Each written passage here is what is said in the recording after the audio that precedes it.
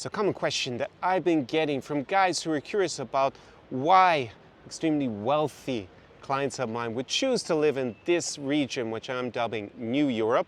For example, I'm here in the capital of Poland, Warsaw, Cześć. Why would those guys who are multimillionaires, decamillionaires, even centimillionaires decide to live here when they can live anywhere else in the world? They could be in Miami, they could be in New York, they could be in London, Paris, Dubai, the Côte d'Azur, just so many places, Singapore. Why choose this region? It's not exclusive to this region, it could be just part of the year to live here and then go somewhere else the rest of the year. But why do they choose it when they have so many options at their disposal?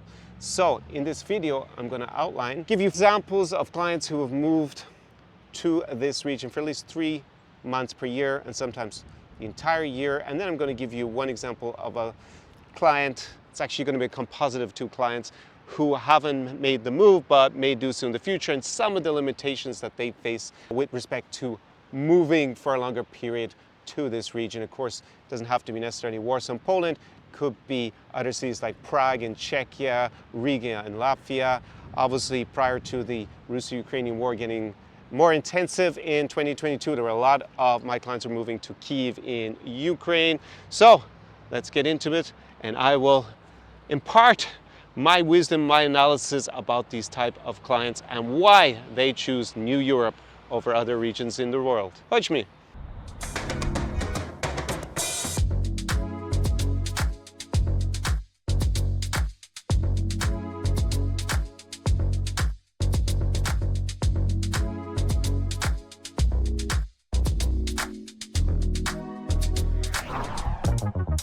Experience.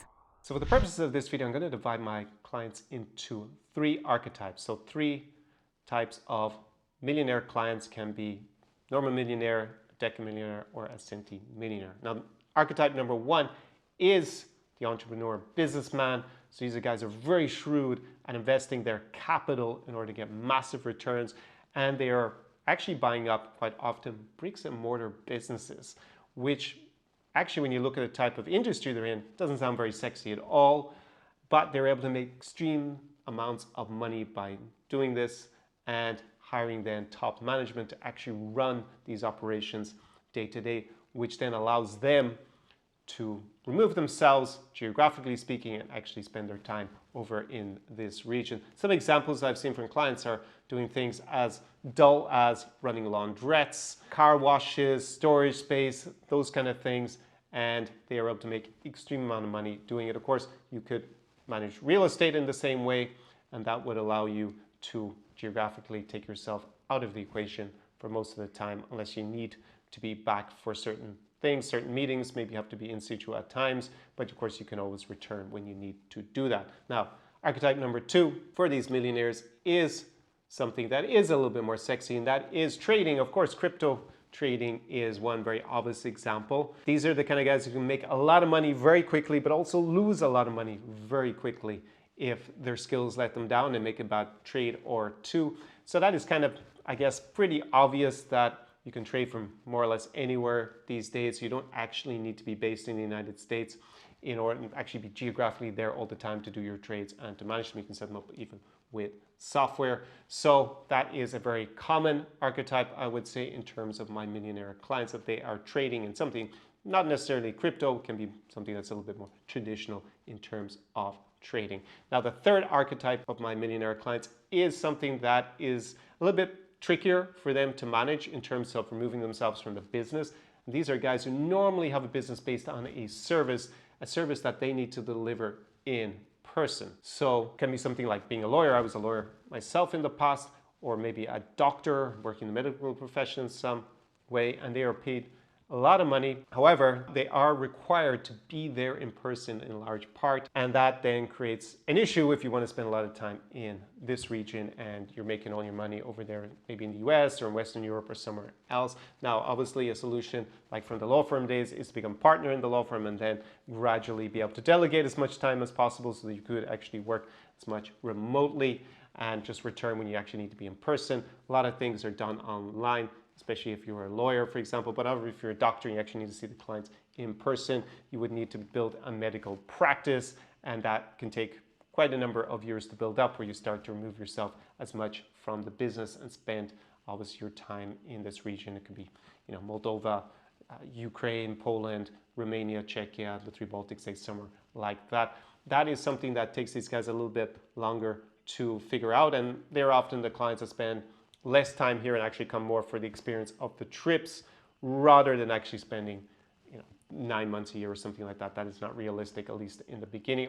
However, the long-term goal is to actually create a business that could be done online. And as a lot of industries start to evolve and become more based on internet communication, that is becoming increasingly possible. I remember back in the day as a lawyer, the idea of being able to work remotely was kind of something that seemed a little bit of an illusion that would be even possible, like a dream. However, we saw with the COVID lockdowns, for example, that people got quite used to actually having conference calls remotely and by video and didn't expect to meet in person, and that wasn't such a big deal. So that's an overview of the three main archetypes that I see amongst my clients who are at least worth $1 million US dollars, euros, pretty close in terms of the exchange rate. Plus, as I said, some of them are even centimillionaires, many decamillionaires, and of course, a whole slew of millionaires. So a question that often arises, and not from my clients, but for people who are curious about why extremely wealthy men would decide to spend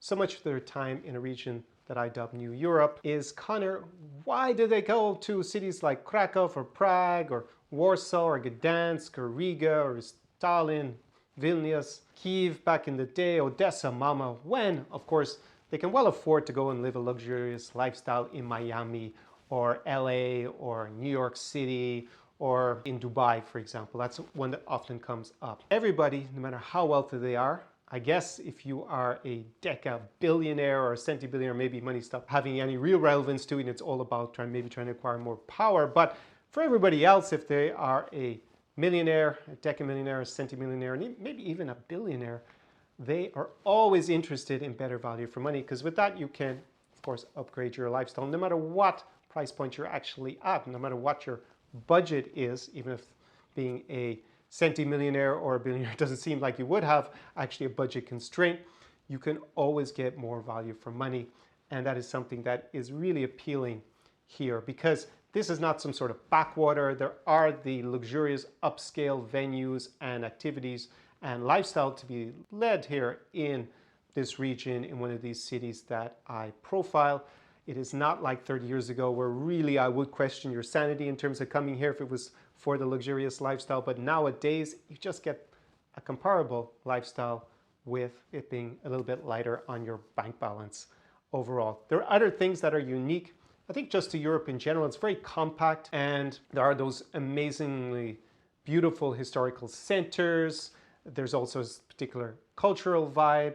And here in this region, it is, number one, a lot more discreet, especially if you're well known in, say, the States, and you decide to come here, then, you can live a little bit more low profile lifestyle with still have it luxurious, of course.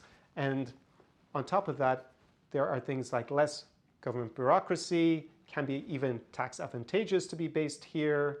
And, if you invest in, say, real estate in a country like Latvia, then you would have residency, 250,000 euros or more. I have a video about that up in a card down below in the description. And you have a pathway to gaining an EU citizenship through that. And I think for a lot of men who are wealthy, personal safety can be a bit of an issue. You can become a bit of a target, especially if you're well known and you're wealthy.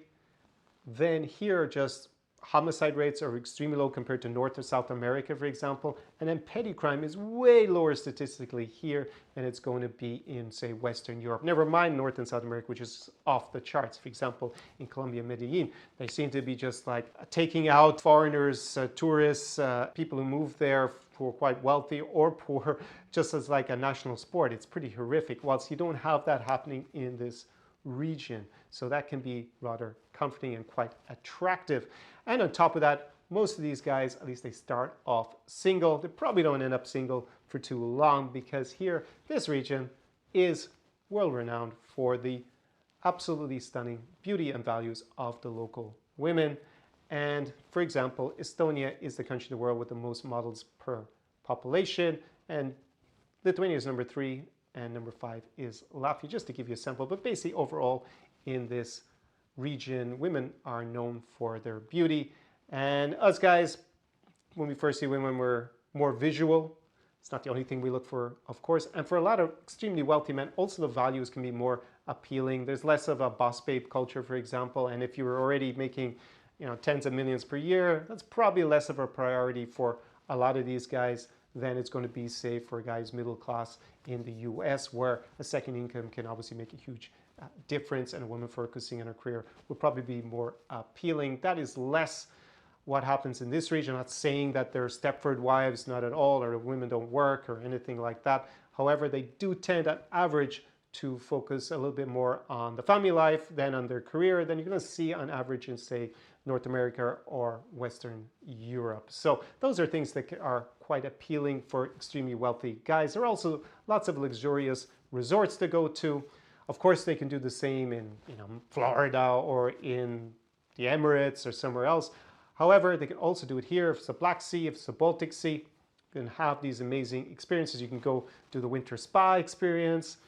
These are things that are quite bucolic and at times have a particular kind of flavor here in this region that you're not going to see anywhere else. So just overall, they are particularly attractive because this is not some desolate, extremely poor, dangerous backwater like it might have felt like 30 years ago. Or maybe it would have been a very curious decision to decide to spend a lot of time here as a wealthy, ambitious, successful man compared to what it is like nowadays. This is actually a place, especially what a lot of the things have been going on in the United States and in Western Europe over the last decade or two, makes this region a lot more appealing for quality of life, even if you are a millionaire, decamillionaire, centimillionaire, and maybe even as a billionaire. So that is a short synopsis on why it can be quite appealing for men who are particularly wealthy to come and spend time in this region, in spite of the fact that they could go basically anywhere in the world, but still they'd choose New Europe. Remember, New Europe is the elite path to freedom.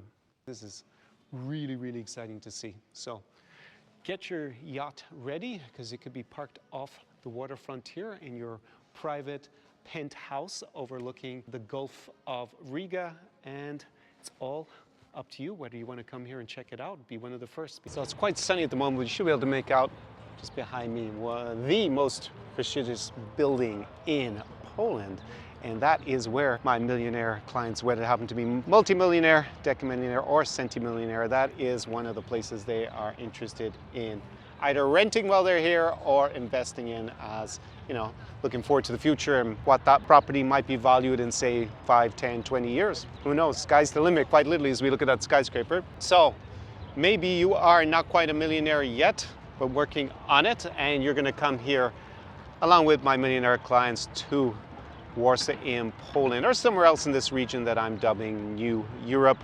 Got another video about why I call it New Europe. If you haven't seen that, check it out. I'll put it up on the card. And as a free gift, for a limited time only, down below in the description to this video is a list of my secret spots that I do bring my millionaire clients to, and all my clients too, if they're here in Warsaw, at least part of the list of the places that I bring them to. So if you show up here in Warsaw, it's going to give you some good pointers about where you should be hanging out and socializing. So go and grab that while it's still there.